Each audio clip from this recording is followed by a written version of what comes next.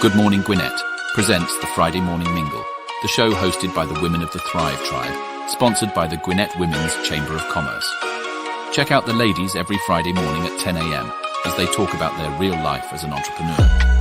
If you miss an episode, be sure to go to www.goodmorninggwinnett.com to listen to past shows. Sit back and enjoy. Good morning, good morning, good morning. Welcome to another episode of the Friday Morning Mingle. I'm your host, Audrey Kearney, joined by my beautiful daughter, Dominique, this morning. And we're going to be talking about business and legacy. I was trying to figure out exactly what I wanted to talk about today. And I was like, it's that time of the year where everybody is really focused on the goals for 2024 and what they're doing. Even me, I'm all over the place, focused on all that stuff. But I thought about legacy, and I talked to one of my cousins, and I have a whole side of family that I don't know them at all. Like on my father's mother's side, I don't know anybody. And he was telling me all of these stories. Some of them were hilarious, and some of them were just heartbreaking. And we were talking about legacy. I also saw this documentary, which just broke my heart. It was called Silver Penny Road. And it was about this family who owned all this land. I think it was in North Carolina. And they owned a piece of land right by water. And they were like the only blacks in that place that owned land. I think they owned the land for like 100 years. Like the slave master left them the land. It's a true documentary. The slave master left them the land. It was their land. And one of the elder people that owned the land passed away. And a cousin that had no rights to the land up in New Jersey actually sold off the part of the land where the lake was. So every year, all the black people would come to their land because they had their own private lake, and they felt like, this was cool. We didn't have to worry about anything. We felt safe, and they would go there and they would hang out. Where the crooked cousin, oh my God, it just broke my heart. The crooked cousin in Jersey, when the person died, he actually took quick deed the land, and then sold the land to a developer. And without the permission of the family who lived on the land, like it was their land, he sold the land. That was a legacy in their family. And I thought that was so sad. So what happened was, it was two brothers who still lived on the land. They had houses. One was building a new house. They did fishing up and down there. It was like a way of life for them. It was like a tradition. It was their legacy. And that man sold them people land, and the people were fighting for their land. Like he had no right to sell our land. He didn't own our land. Like, how can he sell our land? And this happened like recently. And so they had to go to court and fight to get their land back. Well, they couldn't get it. So what happened was, the two brothers that lived on the land, they was like, we're not getting off our land. Their houses were built there. They had all the documentation showing that this was our land. And it was in our family. It was a part of our legacy. This is our land. They had everything to show that. The judge in North Carolina, South Carolina, wherever, they just would not bend no matter what happened. They would not bend to say, you know what, this is these people's land. You can't just take their lands. You've been frauded. What they should have did was go to Jersey and arrest the cousin that sold the land unlawfully. That's what they should have done. But they didn't do that. So the two brothers, they told me you got to go to court because they were trespassing on their own land. Right? They were trespassing on their own land. They had to go to court, and the judge asked them, are you going to get off the land? They was like, no, it's our land. Well, the judge put them in jail, and they were supposed to be in jail for like a couple of weeks. They went in jail for 8 years for trespassing on their own land. 8 years. And they said that was horrible. So finally there was an attorney, and they spent so much money on attorneys. It was so sad. They spent so much money on attorneys, and there was one attorney who was able to get them out of jail after 8 years for trespassing on their own land. And so that's why I wanted to talk about legacy and how to protect your legacy. That story was heartbreaking to me. And that it was one cousin, or I think a niece. It was a niece, one niece. She was pretty much doing everything she could. And you could see her just driving, and she would go see them every week in jail. And she said some weeks she would get there. They didn't want to see her because they said it was too painful for them to see her, and they couldn't leave with her. It was a sad story. So, I wanted to talk about legacy. I have one daughter. This is she. And she has a daughter. And check out the documentary. It's called Silver Penny Road. It's a really interesting documentary. It was kind of sad because the one brother just couldn't bounce back. All he would do is just sit in the room and cry all the time. He was like, I done missed out on the best parts of my life, because they had something that their family had built and left for them. it was a legacy for their family, and some greedy monster who was a member of the family just took it and sold it from under them, and then let them go to jail for 8 years. He's a disgusting person. I hope whatever he's gonna get, I hope he get it, and I hope he gets it well, because that was terrible. So anyway, Dominique, I know you see me do business. You've seen me do business for the last 26 years. She was 6 when I started, and everything I do is for my daughter and my granddaughter, as a part of the legacy that I want to leave for them. But sometimes I wonder, and this is why I want you to come on with me this morning to talk about this, because we work hard, like entrepreneurs work hard. We work extremely hard. We don't sleep at night. We spend all our money trying to make the business grow, and we're doing it not for us per se, but it's for the next generation. So but sometimes our questions are, is that what you guys want? Will you take the legacy and run with the legacy, or will you let it fall by the wayside? Because not everybody is cut out to do this. And so I remember seeing Warren Buffett. I think it was Warren Buffett, and it was some other person that was uber rich. They was like, yeah, we're not leaving them anything.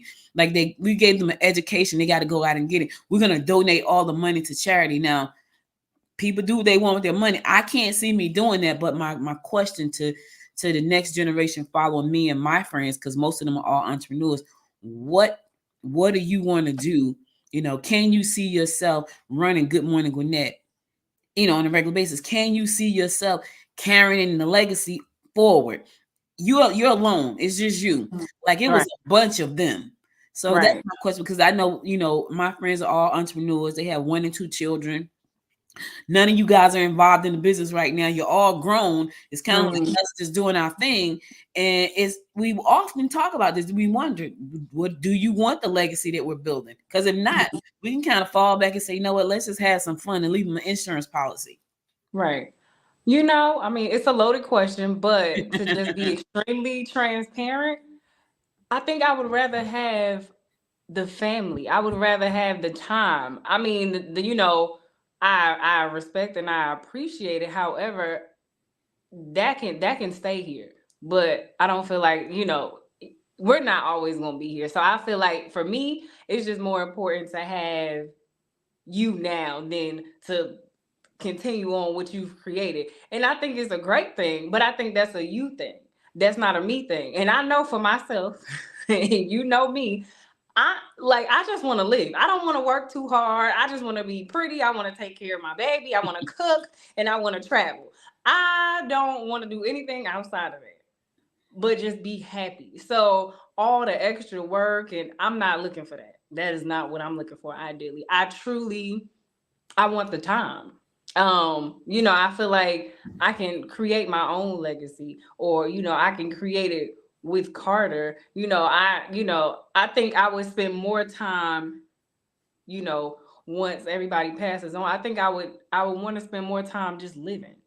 I don't think I want to embody myself with all of that stress and the chaos and the not sleeping, and I don't want to do that. I think I would appreciate, just being able to say, okay, I paid off some things, and the stresses that my mom was going through, I don't have to go through that now because she's freed me from that. I'll take that over trying to go to meetings. Yeah, go to the meetings and the people. I know, not for me. And it's interesting because when I started my company, Dominique was 6. And Georgette and I, that was our goal, to leave a legacy here for our kids. Now, will we stop building the legacy? No, we won't. But now we know. I don't know about anybody else, but now I know that I'm building my company to sell. I'm not building a company to stay in my family, because nobody in the family wants the business. And that's interesting, because when I look at people like the Rockefellers and the Vanderbilts and the Morgans and, the Fords and the Chryslers, these are legacy businesses that have been handed down from generation to generation to generation to generation. And that's not something that my daughter wants. So in my mind, I have to create something to sell.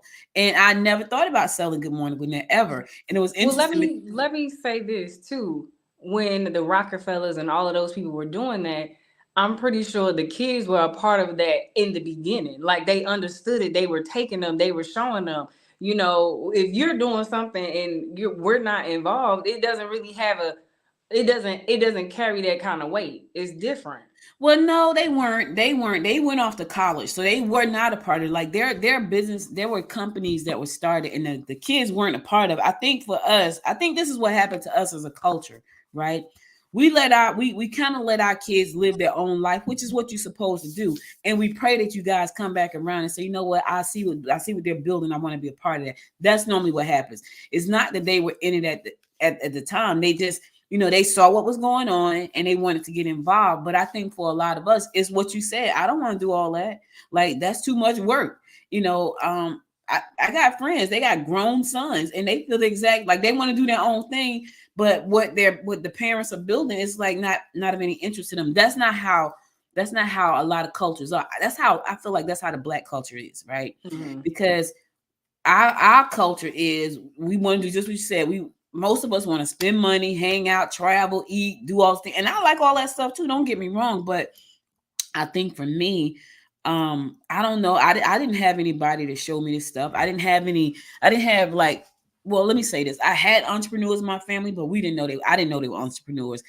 My grandmother used to sell like shots. I think I talked about this on one of my other episodes. I didn't know she was an entrepreneur. She used to sell plates. She used to sell meat. All of these things, they were entrepreneurial, but there was no structure. It was like come to the back door, pick up a shot for $1, keep it moving. And that's what people would do. So instead of going down to the bar, they came to her house. They came down the alley but I didn't know that. My dad was an entrepreneur, but we didn't live together. Like he lived in California. He had a cabinet making company. He was a master carpenter, and he used to make he had a company called Bell's Kitchen and Bath. And that was his business. And I wanted to go out there and help him run that business, but I couldn't leave my mother because she was my rock and he left us. So I pretty much still had a little bit of animosity towards him, but I kind of wanted to work with him. And I said to him, you should move to Jersey so we can work together because we could have made a killing in Jersey, but he didn't want to do that because he was married. So, I think a lot of times we don't start out teaching our kids about these things that we're doing now, but nobody taught us. Like I had to learn everything I've learned on my own. There was no teacher. With other cultures, that's a part of their culture. Like the kids are not necessarily in the business. They just see the business like you saw the business, right? And then they go off to college and they come back with some kind of skill that they see that can help benefit the business. And then they take it. I saw a movie recently. It was funny. The company was owned by the grandfather still ran the company. The company was worth $1 billion. He had a grandson. He wanted to step down. And he wanted his grandson to take over. His grandson's like, I don't want to do that. He lived somewhere on an island and it was beautiful. He had like a tour company where he just took people out on the boat or something. And he just loved that. It was the freedom for him. It was the freedom to do all the things. And his grandfather kept telling him, take over the business, but he couldn't see how he fit into the business. So he met this woman and she said to him, she tried to get him to take over the business. Anyway, he wanted to do good in the world, right? But he was going about it the wrong way. He was trying to do it the hard way. When he had a company that was worth $1 billion that he could have easily taken money and did the good things he wanted to do. She had to make him see that. Once he saw that, he decided to take over the business. So I think and so to your point, not all of these people had people that would say, okay, come on, you working in that didn't happen. Like I've heard people who actually worked in their family's businesses like, I'm never doing that again.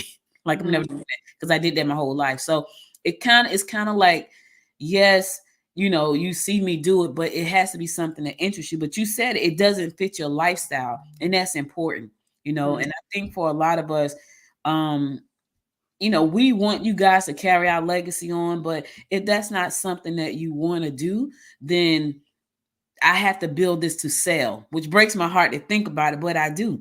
And someone recently said to me, she's an investor. She's a private equity investor. And she said to me, won't you reach out to such and such? And I said, yeah, but they may ask to buy me. And she said, and I'm like, and like, so I have not reached out to the company she referred me to. She thought I should, because I'm not ready to sell Good Morning Gwinnett.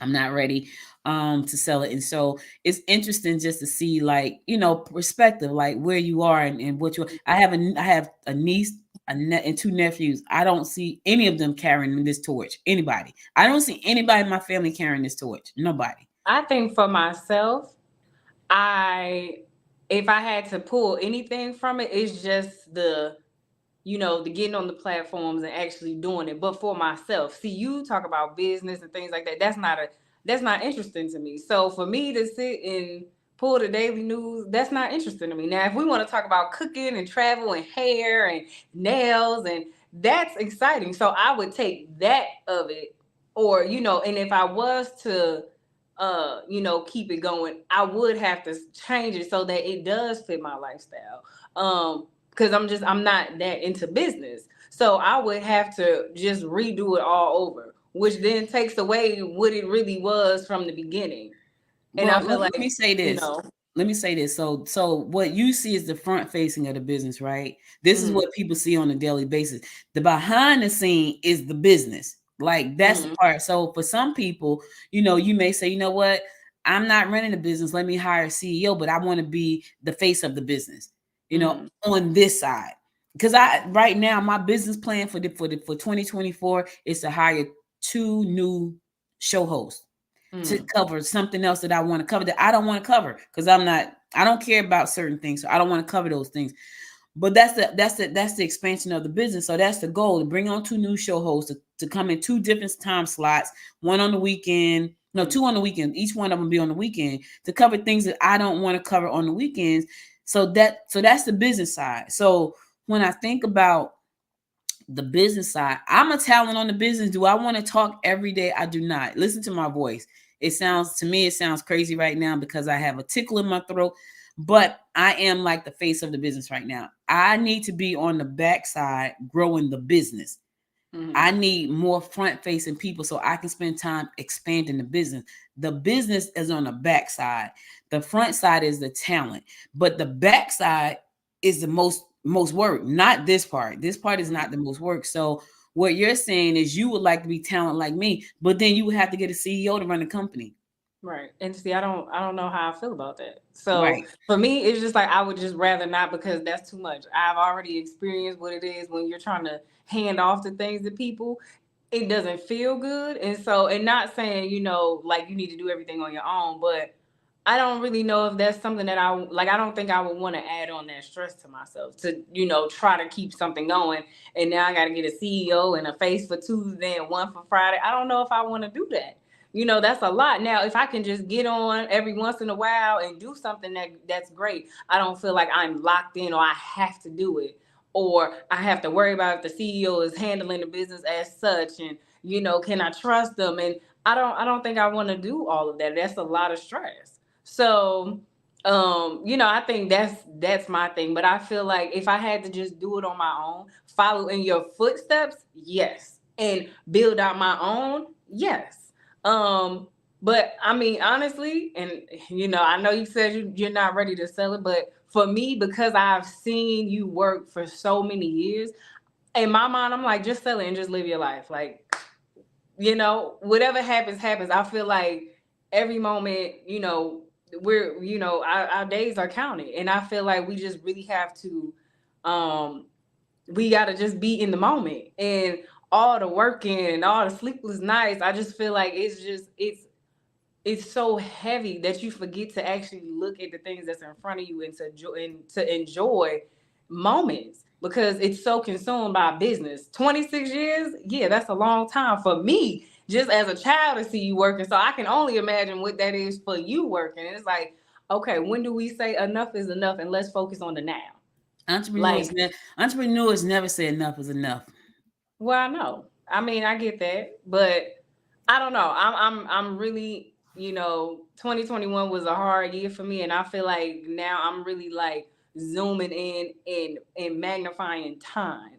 Like, what does that look like for me? And so for me, I wrote a book, and I write movies and things like that. And I'm like, okay, so that's great. I've done it. Check. Okay, let me go and, take my baby somewhere and do something fun, because I know those are the moments that I'm not going to get back, just like I'm not going to get back that time that I spent doing that, but I did it for myself, and it's done, and I feel accomplished, and I can move on and do something else, and I can take a break and come out with something new, but I still want to, it needs to have a balance for me. And I think that's why entrepreneurial, you know, things just don't work for me, because I feel like there is no true balance in that. And I have to have balance. Well, I get that, but I think too. I think when most entrepreneurs look at what they do, once you get bit by the entrepreneurial bug and you get really bit, like, and it becomes a part of who you are. It's hard to cut it off. It's hard to say I just want to stop right here and go. Now don't get it wrong. There's some entrepreneurs that will fly off in a New York minute somewhere across, but they're doing business. I don't care if they're Maldives somewhere, they're still doing business because that's just who they are. And they try to turn it off. We try to turn it off, but we're excited about what we do. So it's kind of hard, even though we have stressful nights and, sometimes the money don't flow right and people don't pay and, things happen like the pandemic and cause you to lose everything. It happens, but most of us, something's in my eye. Most of us get back up and start all over again. Now, what I will say is, I think the other thing too that a lot of us are focused on, not just legacy, but making sure that there's a solid foundation, financial foundation. So because I grew up in the inner city, so I know what it's like to not have.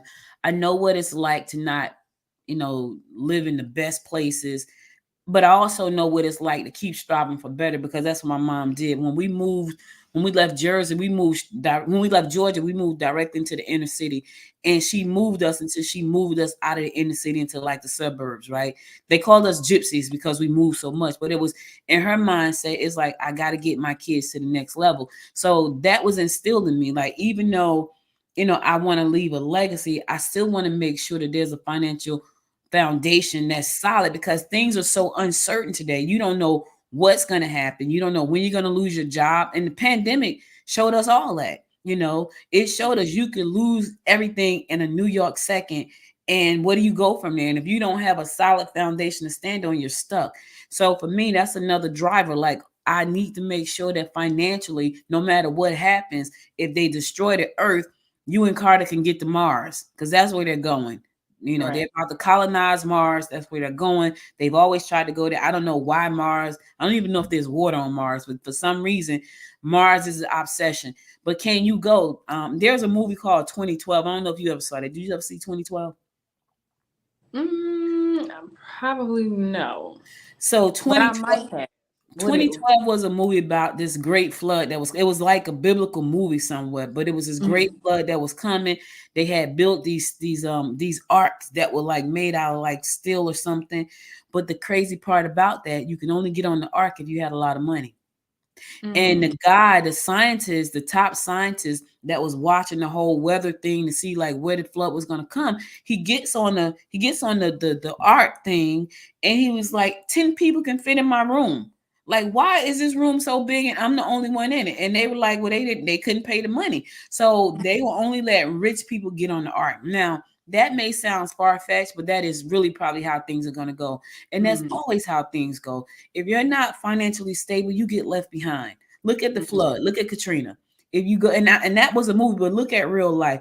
Think about this. When Katrina happened, there were people who just say, you know what, I'm not going because this is my home. I'm not leaving it. But then there were people who wanted to go who could not go. They were not in a financial position to go, and they got stuck there. And some of them lost their lives because of that. So yes, I want to build a legacy, but also a foundation that's a financial foundation that's so solid, no matter what, you can make moves. And so I get the part about, living life and, being in the moment, but you got to keep going. You got to plan for like the future as well. And I think when I look at that, that's what I look at. I look at not just the business legacy, but also that foundation that if I need to make a move, I can make a move. If I need to go build a bunker underground because somebody's going to drop a bomb on us and we need to have aquaponics growing inside the bunker underground, that needs to be set up already. That needs to be a solid foundation. So for me, I have to create that first. And so when she told me to sell, I'm like, yeah, I can't sell. I can't sell it. Now, could I take that money from the sale and do all of those things? Probably. I probably could. They probably give me a great penny for it.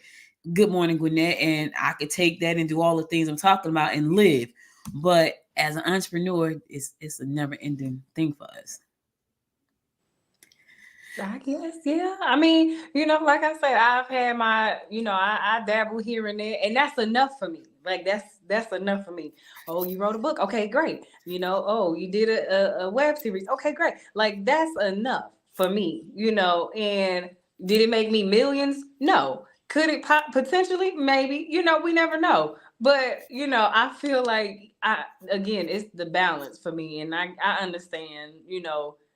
This is what you do. This is what I've known you to do. Even on career day, it's like, what does your mom do? It's like business, everything, just ask me. She probably do that too. That has been my life. That has been my experience. And I guess when I look at it from the behind the scenes, just the work and the time and the work, and it does show me, what it looks to fully commit to something, to fully, believe in yourself, and that, whatever you do, you can put your mind to. And I think I take those things, but I don't think I want to take on all the rest of it. Like I wanna I wanna have that, and I can't, and I speak highly of you as my mother. I'm like, listen, my mother, this is what she do, and there's a lot of things she do. This, and I'm pretty sure she's probably gonna add that on too, because that's just who she is. And so, for me, you have a lot of things going on. So when you say building a legacy, that terrifies me, because as we know, I am one track minded. Give me one thing and let me just hone in on that. You can't give me 12 things. I can't do it. Now I'm gonna just stop altogether, because I can't do that. So I feel like it's a lot of big shoes to fill, and I'm going to get overwhelmed, because I need to be able to just focus. Now, if you say, hey, just here, take Good Morning Gwinnett and just this piece, you don't got to worry about the tech company. You don't got to worry. Then I'll say, okay, but if it all got to be as a bundle, But see, that's the interesting thing about what you just said, right? I don't have a whole lot of businesses. I have Good Morning Gwinnett. It is a business. So under that business is pieces of the business. So I have the show, I have the news site, I have the newsletter. It's a business, it's a media company. And I think what you're thinking, and I'm not trying to say this to convict you, but I want to explain to people, because just like you feel like this, I'm sure I have other entrepreneur friends who feel the exact same. Their kids feel the exact same way. I don't know what my mother does. I don't know what my father does. They do this, because it seems like a lot of stuff. Someone asked me that the other day. Now, I do run the Chamber of Commerce. I do run the Gwinnett Women's Chamber, right? But that's a nonprofit. That's not mine. That's not a legacy. That belongs to the public. Like, the board could vote me out and I'm gone. Like, that's not mine. Good Morning Gwinnett is mine. I own it. It's mine. I started the chamber, but it's not mine. I don't own it. Whenever you start a nonprofit, you don't own it. Let me just be clear. Let's be clear about that. You started and you have a board. It is a nonprofit. It is for the public. So I don't own the chamber. It is something that I start to empower women to do business, right? So here in Gwinnett County in Georgia, Good Morning Gwinnett I own. So when you think about that part, so when I first launched my company, it's Noise Media Network. That's the parent company. Under that company is all my media assets. Good Morning Gwinnett, the magazines, the newsletters, the TV channels, all of that stuff falls on the Noise Media Network, right? But I decided last year in January, which is almost a year, I want to make my main focus just Good Morning Gwinnett, which is what I've done. It just happened to have an app. It just happened to have YouTube channels, Vimeo channels, Roku channels, Amazon channels. It's the business.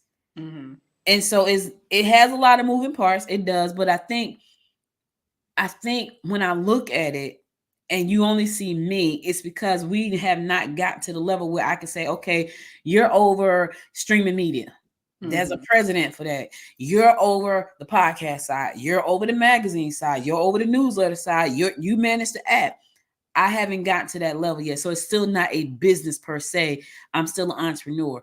When I get to the point, which is the goal for 2024, where I'm a business and there's people on all these different pieces.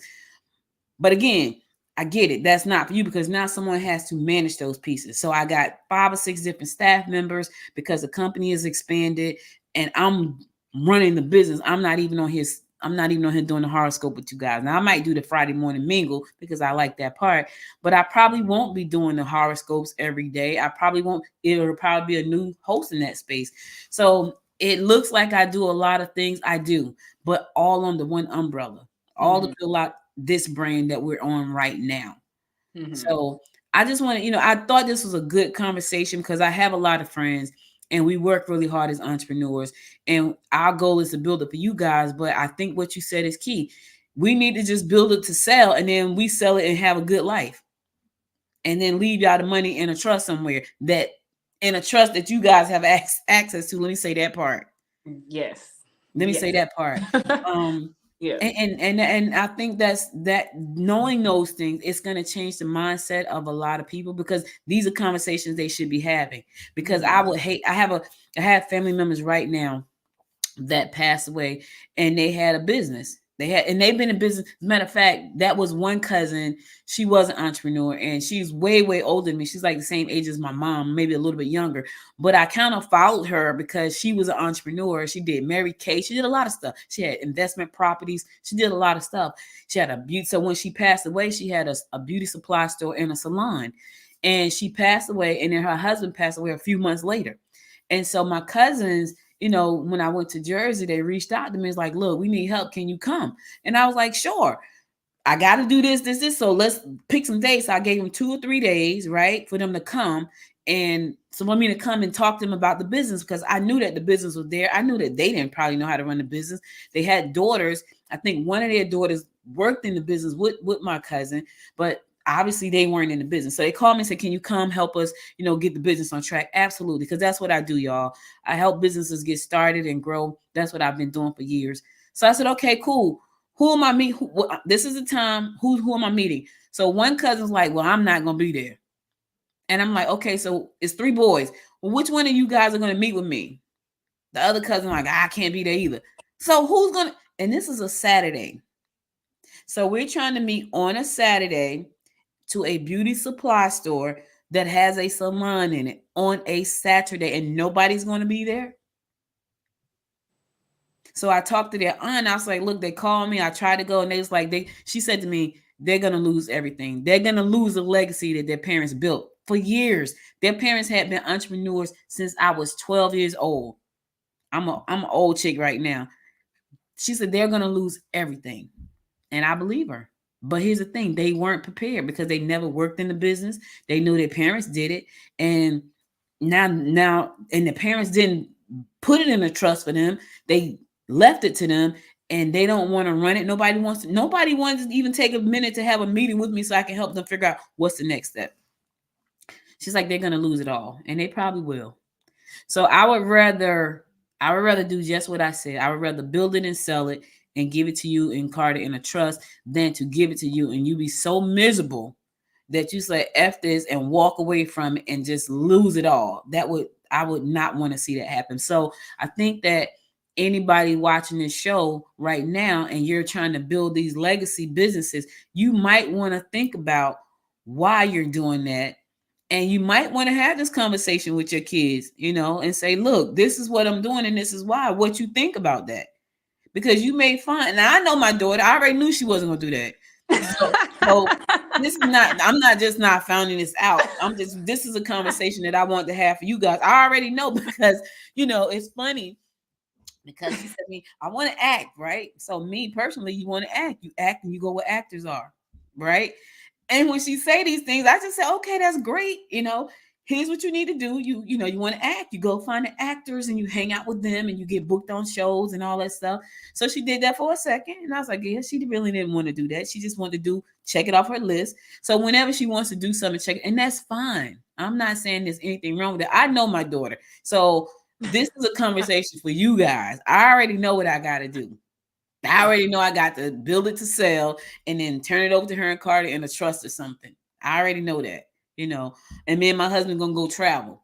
We're going to go travel. Well, not far because he don't want to leave the country, but we're going to discover the United States. Yeah. So, but this is for those of you who are watching and you spend sleepless nights and you work really hard. You may want to have this conversation with your kids. It's like, look, what do you see yourself in this business? Because they may say nowhere. They may be like, yeah, I'm not doing that. That's too much work. I'm not trying to have sleep. When Dominique was she was still in high school, so she probably was about 14. I had a green Jeep, and my green Jeep was outside my door, right? And every night, because I was running the business and I took every dime I had and dropped it into my business, so I didn't pay the car note. Because when you get bit, you are bit. You will sacrifice everything to make it grow. And all of my money, the little bit that I had and everything that I got, went into the business. So anytime I heard a strange noise, I would jump up out of the bed because I thought it was repossessing my truck. Right, I thought it was repossessing my Jeep, so I would jump up out of the bed and look out the window, and then I go back to sleep after that. My truck never got repossessed, y'all. So let me just say that I was able to make my payments. Thankfully to my mom, who was always one of my best supporters, and my husband. You know, they supported me, and my husband still supports me, and I'm sure if my mom was here, she would too. Thank God I don't need as much support as I needed back then, but when I needed it, I had it. So, I understand not wanting having the sleepless nights and the crazy schedules. And so tell them, I want you to tell them that tell them about what you told me. And this nothing I can do about it now. It's 26 years later. But she said to me she was mad at me because why? Are you talking about when Mr. Cato called you? Miss who? Not Miss. No, not then. When you did the regression therapy.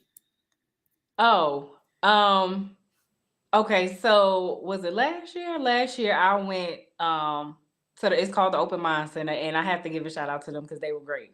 And so just to kind of give you a little background on how the process actually goes. So you get there, you lay down, you calm your nervous system, and you have a guide that walks you through, and you are not hypnotized, because a lot of people think like you go through hypnosis. You don't. You're actually awake, your eyes are closed, but you kind of let yourself just relax.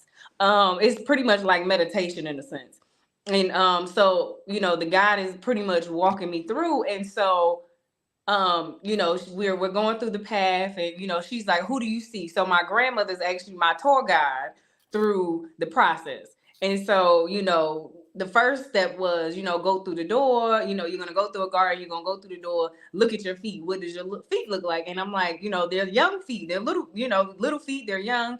And the first room we get to is my mom's room, her bedroom. And so she says, what do you see? And I said, she's working. And so she says, okay, so you go closer, what's happening? I'm like, nothing. She on AOL. And if y'all know, back then AOL had them 3 little boxes. When it started, it started doing all that. And don't call during that time, because now you're gonna knock the internet off. But so at this moment, she's working. And my anger was like, you're just not paying me any attention. I feel like you're not paying me attention. You don't see me. And all I wanted her to do in that moment was just turn around and see me. She didn't even know I was in the room. So, as a child, we don't really look and we don't really understand like how things affect us. And I guess that is my biggest point. So when I say, no, I don't want to carry it on and I would just rather just live life, that's what I mean, because I feel like sometimes when you do have entrepreneur parents, they don't see you, because they're so consumed with work and everything outside of that they miss you in some ways. And so for me, I don't want that for my kids. So no, that is not something that I'm looking to do, because I don't never want her to feel like I missed her. And I know every moment I'm not going to be able to spend it with her, but with those moments when she does come to me, I see her, and so that's a big thing for me. Even though I've healed from it, or I've done my work. I do my work, and that's what I do. And I teach people to be better and help themselves manage their trauma, not get over, because that's a misconception, but to actually understand how to handle it, how to channel it, and things like that. So that's pretty much how that went. And so yeah, ideally in my mind, I have it understood that I just want to live. I want to see, I don't want to miss. I don't want to do that. So that's how past life regression went. And I think it was a great thing to do.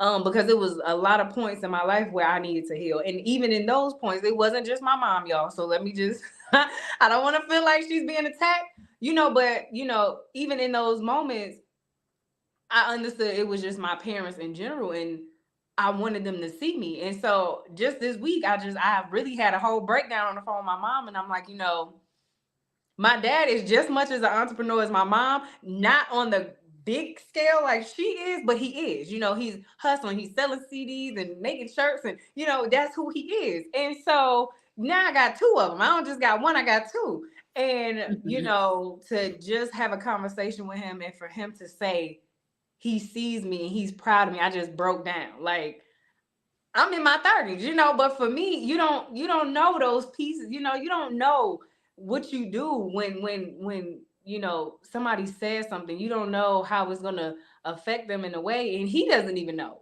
because in that moment we were just having a conversation, but I'm like, you see me, wow, like, you see me, and you're proud. You're proud of what you see. And so when you do, when your parents are in these businesses and they in and out of business meeting and on the phone with this one, you can feel like you're missed. And so, yeah, that's my biggest thing. As a parent now, I don't want to miss her. Like, I don't. I want to just be, and that has been my thing for the last 6 months. I just want to be. So yeah. And when she told me that story, because we both did past life regression therapy, and I went through my own trauma, and I saw myself being a little girl standing on a porch with my parents arguing at nighttime. Like, I was just standing there by myself, and I'm wondering, did that really happen? But anyway, when she told me that, there's nothing I can do about it now, but I think our relationship is stronger. I think that we get a chance to spend more time together, not as much time, because she's a parent, she has to work. I'm still an entrepreneur, and I'm not a talker on the phone. And she was like, I'm just gonna call you one more time. I just got one more thing. And I'm like, okay. So, I'm because I'm always locked in, and I know that's kind of hard, but I'm better than I used to be, because I'm also married, right? and But I think when it comes to my husband and I, because he works so much, it gives me the opportunity to work just as much. But I realize, with us working that much, we don't have a lot of quality time together, and that could become an issue too. So I'm working on the balance, but I also am understanding now that I'm building this to sell, and I have to put it in a safe trust for them, because that's not something that they want to carry. My nephews are all into football. My niece has her own life. I don't have there's not a bunch of us anymore. At first there was a bunch of us, and it's not anymore. Like, our family is kind of like scattered and fragmented. And so it's not like I have someone in the family to carry on the legacy. It kind of it hurts, but I don't have it. Everybody's doing their own thing, and that's cool. So when my friend said, Audrey, you need to just talk to him. And I was like, yeah, they may want to buy it. She's like, but that's what she does. She does mergers and acquisitions. So for her, it's like, sell it to him. I'm like, I can't sell it to him. Like, not yet. But I think this was a great conversation, and I'm glad my daughter joined me to tell her side of it, so people can see, because I know so many entrepreneurs out there. And when the pandemic happened, people had that free time to discover, like, this whole thing called entrepreneur, and they went in, they were like, okay, I'm never going back to work. Is this what this is like? I'm never going back. And they got on the grind like me. They started to think about, hey, I'm gonna build this legacy for my kids. But you got to ask your kids, do you want the legacy?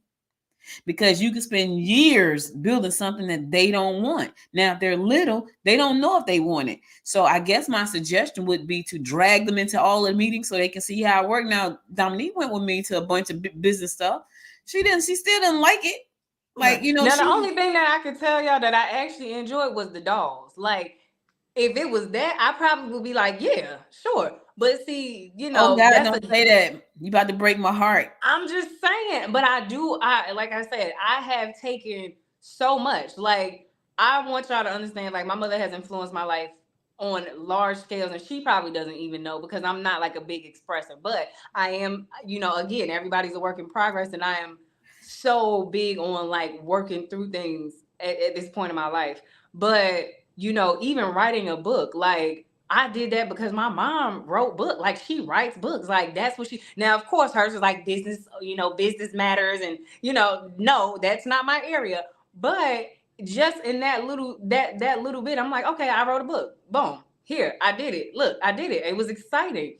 Because Because I truly, honestly, I feel like I've always wanted to see what she saw in all of the madness that she did. Write books and teach classes. I wanted to see for myself, like, what is so exciting about this? Because I'm not quite getting it. And so, I don't even think it's more so the excitement. I think it's more of the fulfillment, like what you get from it. And so, I started a healing class, and it's like I teach people to be a better them.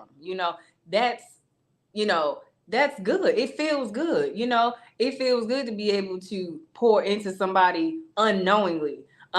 Even with my book, it's a healing book. I'm pouring into people that I don't even know. That don't even know that they needed this, but they do. My mom did a show which I actually was in, and I was like, oh, you did it? Oh, I could do it too. And being an actress, you do see the behind the scenes. You see the directors and the producers and the writers. And for me, I just didn't enjoy following somebody else's rules.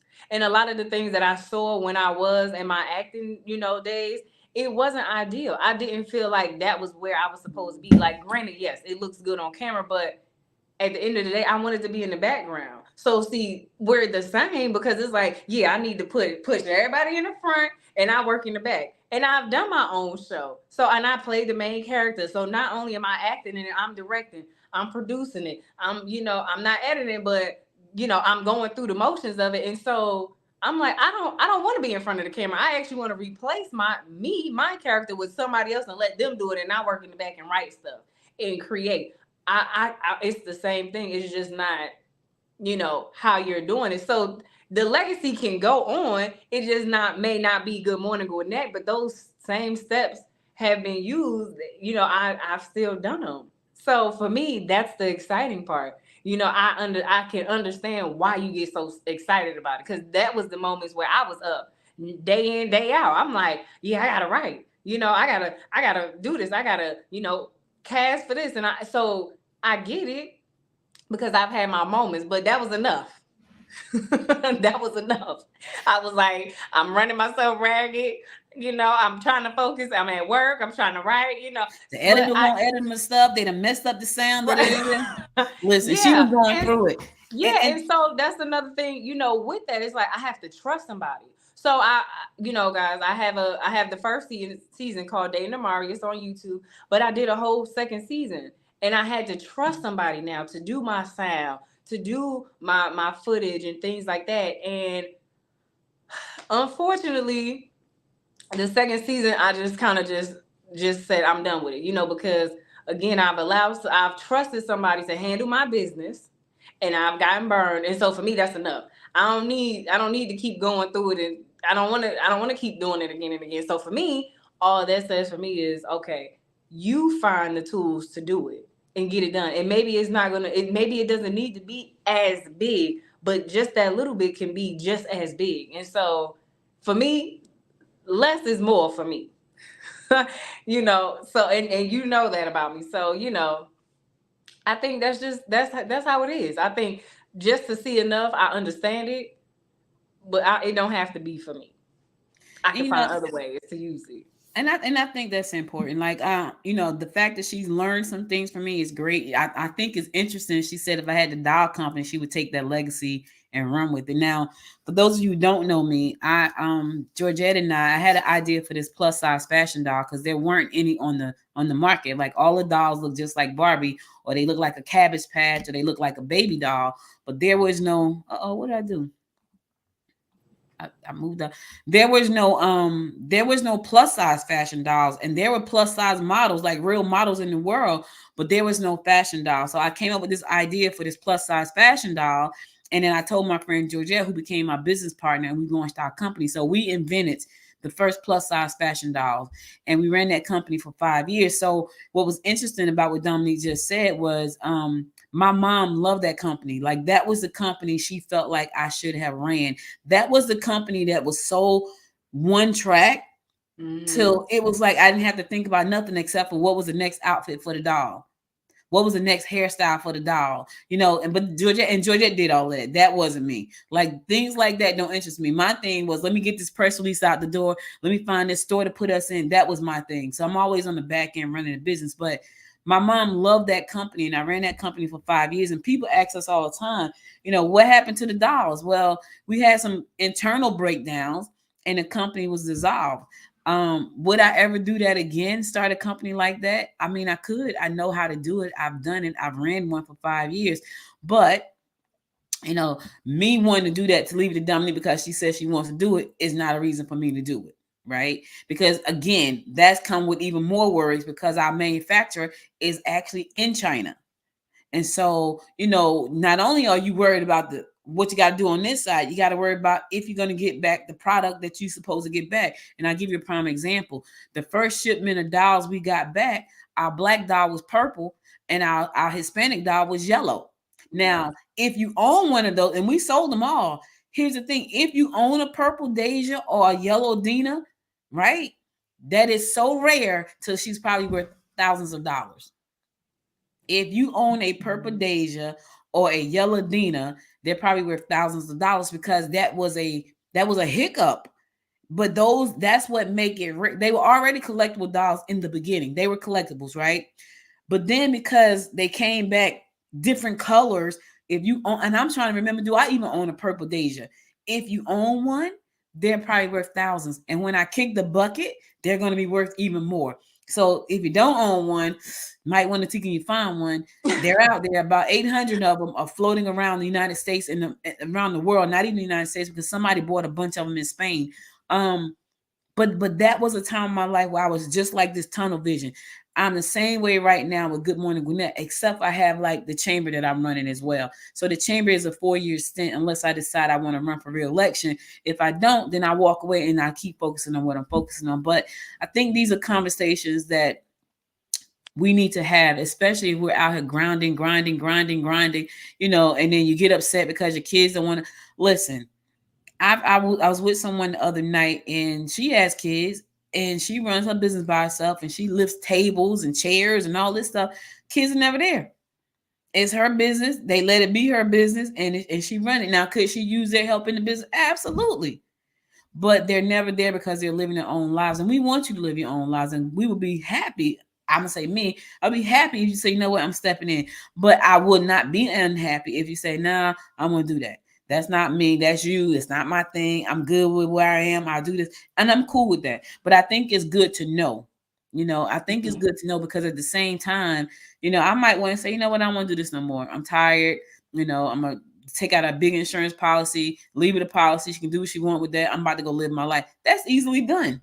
I probably would save way more money just paying the insurance policy and living my life. Way more. But I probably wouldn't be happy.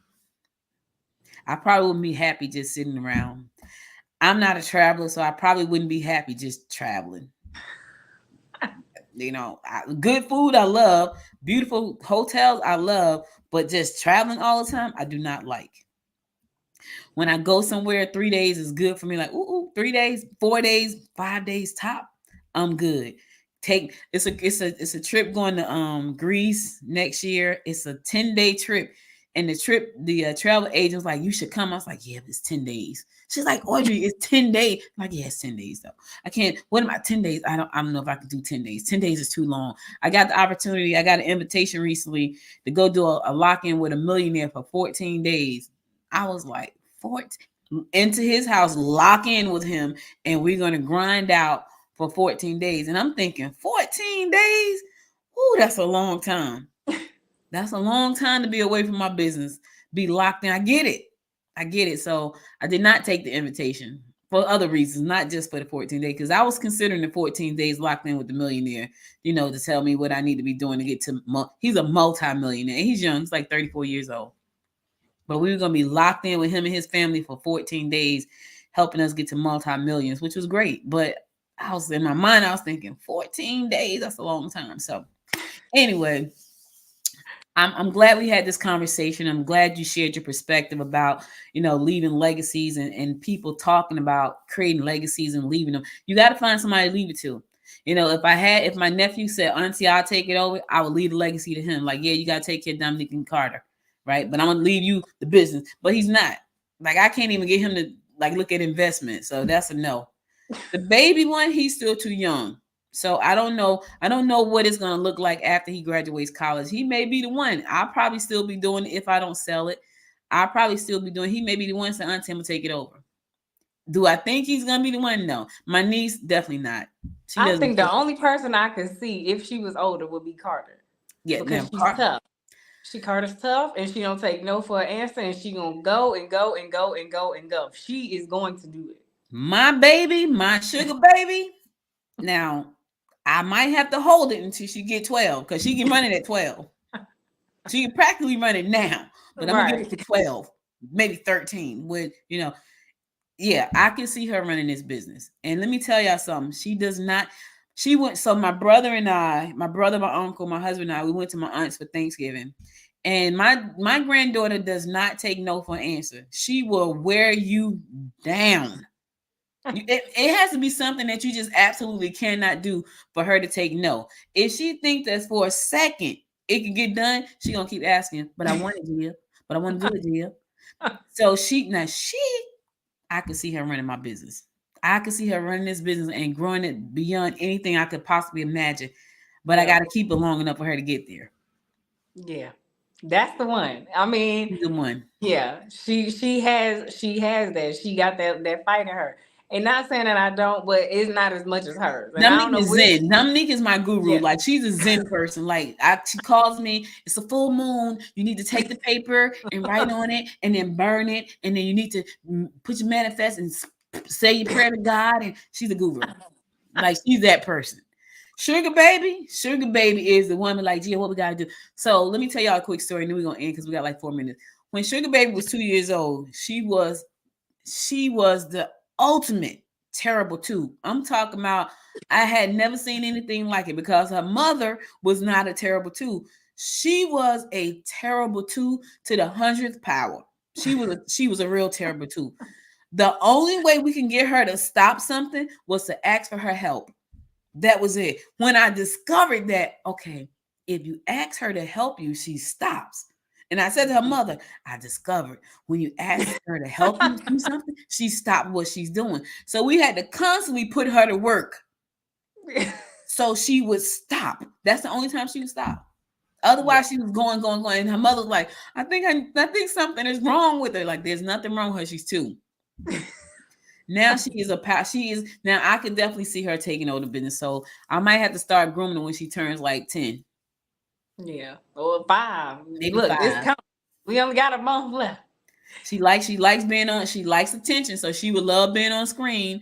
Yes. She likes to talk. So she probably do great in meetings. Let me tell y'all this, and then we're gonna go. So my brother, I said something, but I said it in slang language. And she answered me back saying the same thing in the correct English. And my brother goes, okay, I like that. I was like, she knew exactly what to say based on what I said. And I totally said it wrong. Totally. And she said it back the correct way. She wasn't correcting me. She just said it back the correct way. And so my brother's an educator, y'all. And he was like, okay, look at her doing the pronunciation. It was something, I forgot what it was, but it was the way it was supposed to be said. It wasn't the way I said it. I said it the total street way.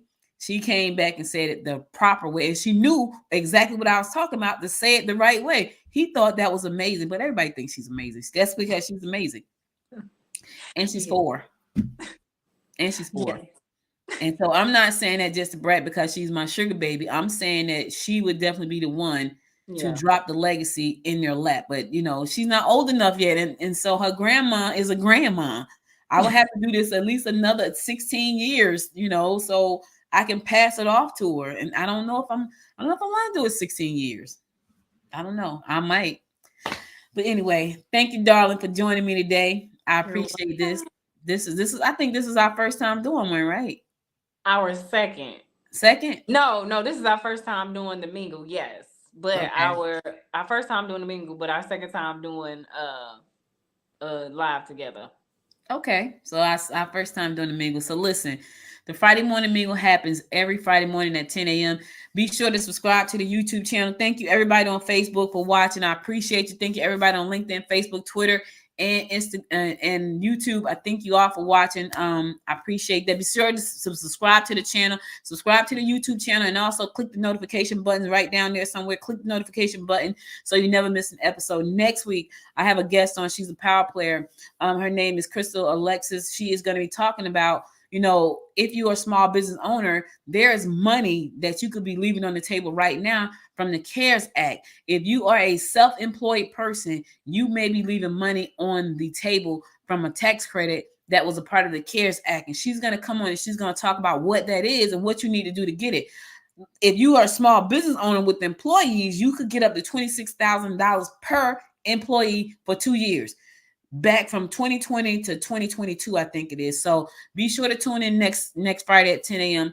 With my guest. She's a power player. She's going to talk about how to get this money. Don't leave the money on the table if you don't have to. It's free money. The government gave it to you. It's your right to get it. You just need to know how. So if you don't know how and you want to know more, hit the subscribe button so you never miss this episode, and hit the notification button too.